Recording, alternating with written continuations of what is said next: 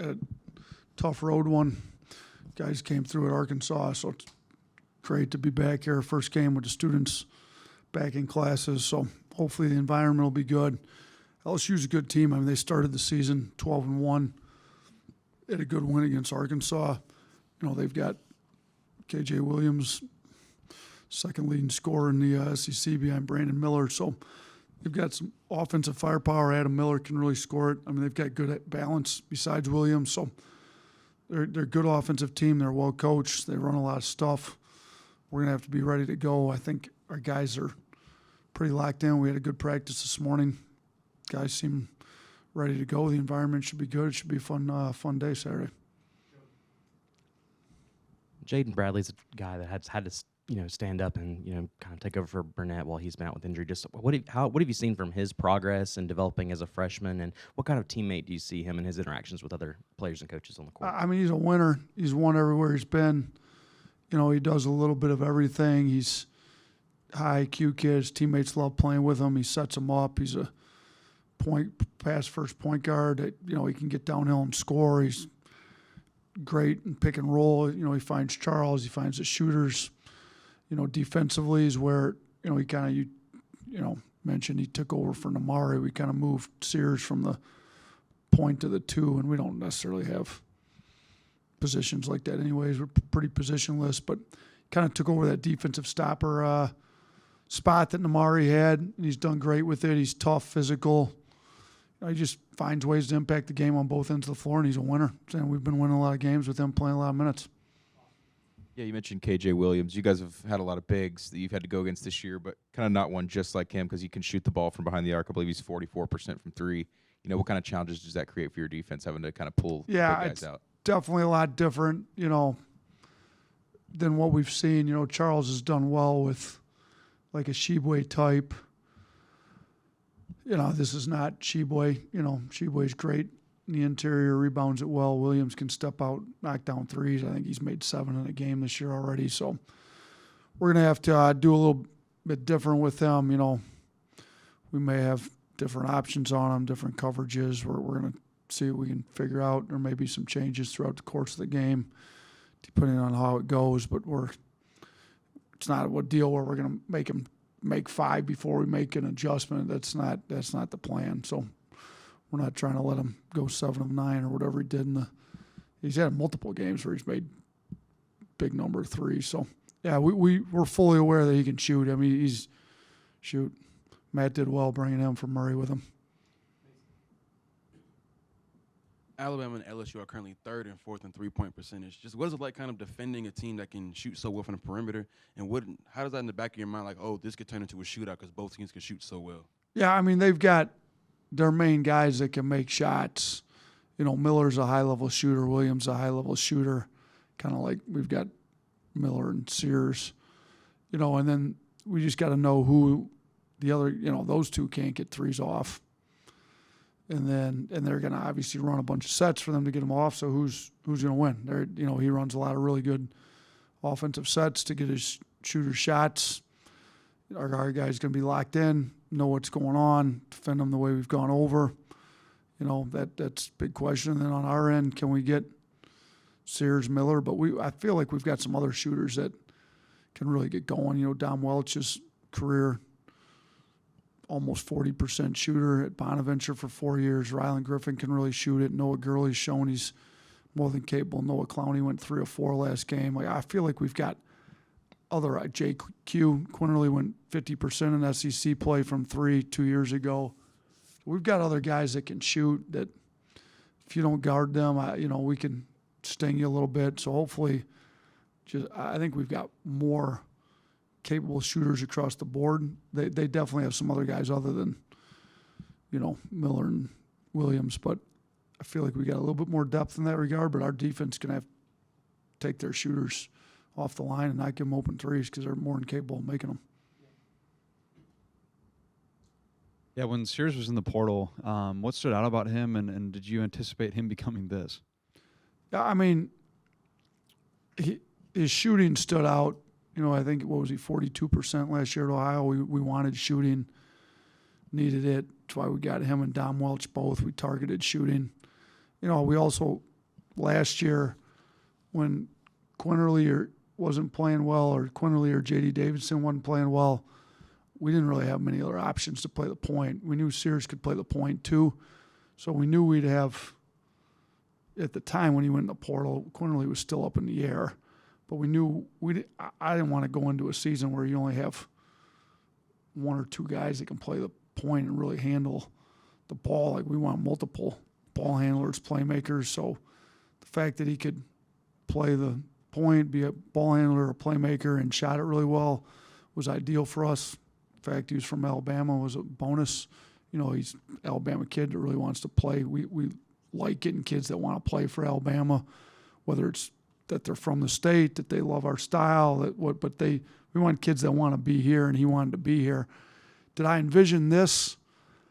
Look, I knew he was pretty good and watch him. I know the level of that league. We had a handful of players at Buffalo that could have definitely come here and played. So, he's a leading scorer in that league. So I knew he was going to be good. I didn't know he was going to be as good of a creator, being able to play the point like he could. I thought he's more of a scorer, and he can score it at a high level.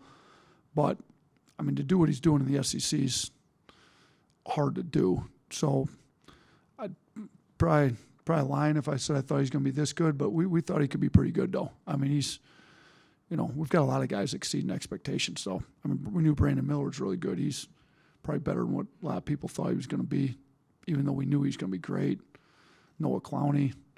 That's why we're as good as we are, because we got a lot of guys playing pretty good. Got some guys coming along that are going to start playing a little better, I think, too, that might surprise people in the second half of the season as well. Raylan Griffin was just telling us how much Quinterly's kind of taken him under his wing and just been a leader and a mentor. Who said that? Griffin. Oh, Rylan Griffin. Rylan Griffin said Yep, that Quinterly's kind of taken him under his wing. Just how have you seen him mature as a leader over the years? I know he's had some ups and downs, but for the fact that he's still here right now and he's become one of the leaders on this team, how much have you seen him mature in that role? No, he's come a long ways with that. He really talks to the young guys, talks to the team as a whole, really values the input he can give to them. And he's played a lot of games. Even talked to like Jaden Bradley. Jaden Bradley's a freshman, talks about learning from Quinterly, learning from Sears, who have played a lot of college games already. And JQ's a guy that really wants his teammates to do well. And he's kind of got a bonus year in college with the injury, and he's been able to come back and recover as well as he has. I think he's enjoying his time here. He's enjoying being a leader. He's using all of his experience and helping us be the best we can be. And I think he's enjoying winning again. His second year with us, we won the SEC, the regular season, and the tournament both. What we did it during COVID when wasn't that many people in the stands. It was a little bit different feel that year. Now we're starting to win. He's a big part of it, doing it back normal environment. So I think it's been big. We need him to continue to lead. And we tell him, even when he doesn't play great himself, he can still be a great leader. I think that's what he's learning, because he, before he was cleared to play, he started really leading. After we got beat at TCU in that close scrimmage, he stepped up, and then kind of when he came back and he didn't play as well, dropped off a little bit. But no, you don't have to play great. You have to play hard. You got to play the right way. You got to be a great teammate.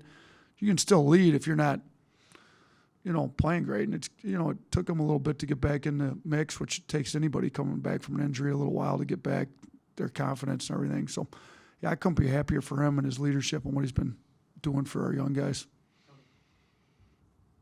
What's the challenge of playing a team maybe with their back against the wall that's lost? It seems like the last couple teams you've played have kind of had, in some capacity, their back against the wall. A lot more must-win for them than for us. So, to me, that's a maturity test. I told our guys, basketball's an emotional game. You get up for some games. Obviously, Arkansas, with the way that they've been recruiting and, where they were ranked, you're going to get up for that game. Kentucky's Kentucky. You're going to get up for that game. Got the big rival game with Auburn. You're going to get up for that game. LSU's been a rivalry since I've got here, but they've lost 3 in a row.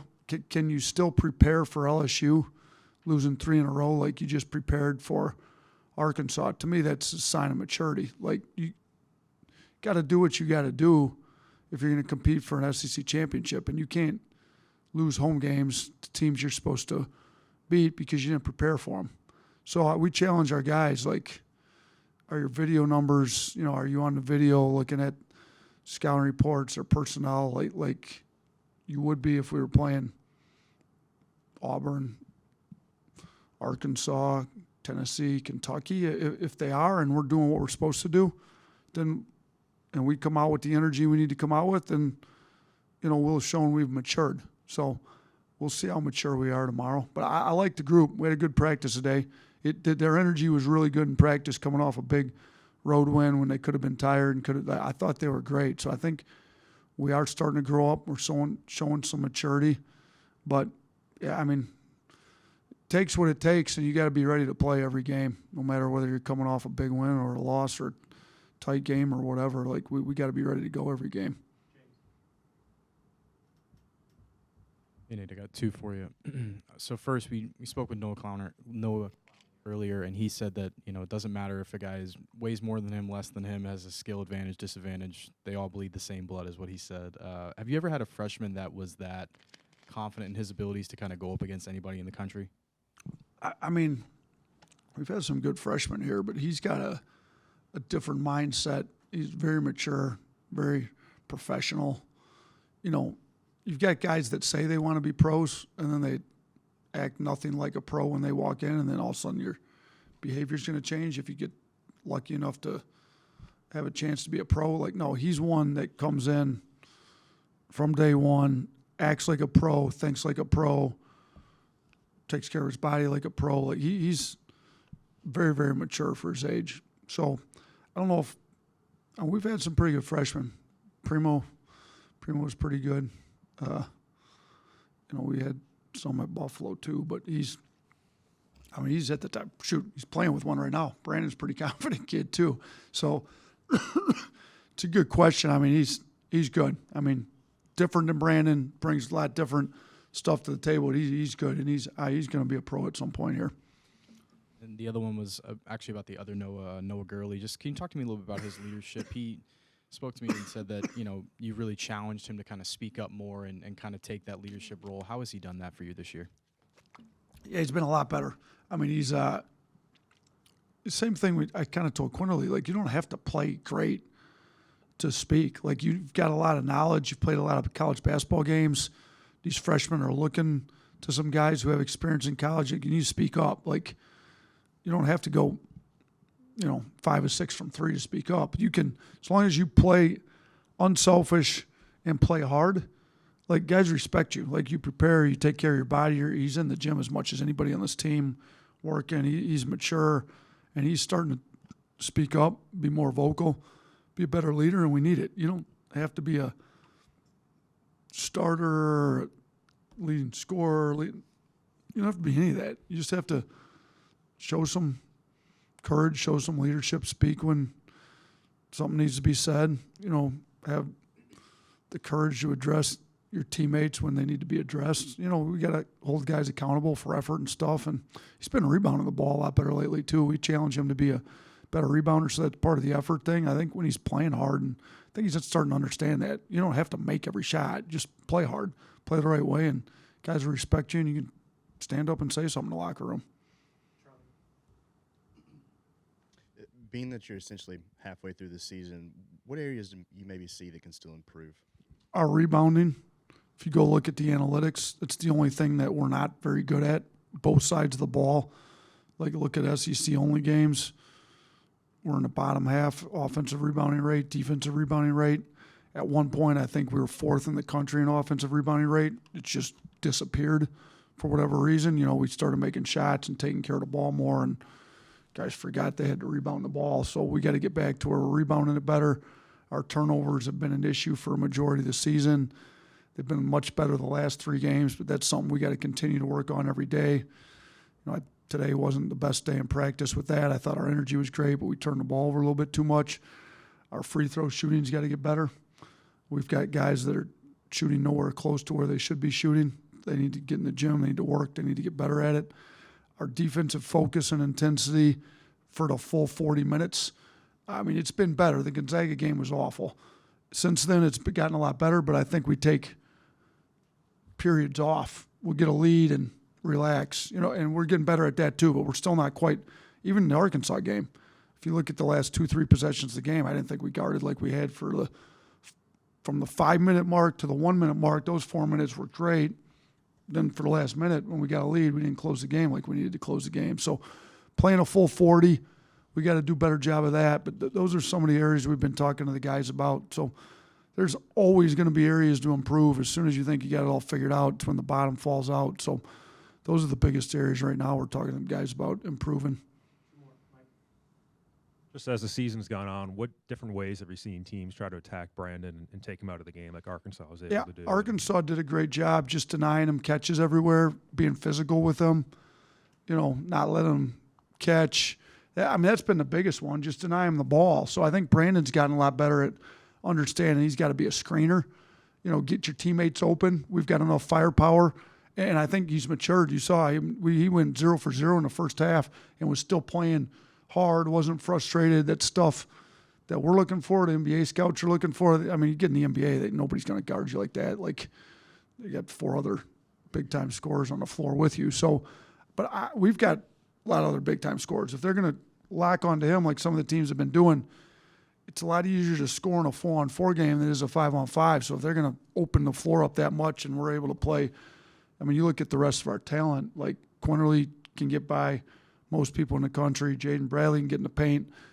Sears can get in the paint. If Jaden Bradley or Quinterly's breaking people down, you've got Sears spotting up. You've got Charles at the rim. You got Noah Clowney spotting up, who's been shooting it really well. You got Dom Welch, Rylan Griffin when Namari gets back. So we've got other weapons that you can use. But I think being physical, denying him the ball, switching him, if he's a screener, teams have switched onto him. They've done that some. Those are the best ways that they've been able to do it. So, but it's hard to keep a player like him down for 40 minutes. So, I mean, you saw he didn't need much within a short amount of time at Arkansas. He broke that thing wide open. So, and in the game of basketball, as fast as we play, they're going to be cross-matched. He's going to get stuff in transition. He's going to get stuff in the flow enough that I think even if teams do that, I mean, he's the leading scorer in the conference. Like, he's going to find his way to get loose at some point in the game.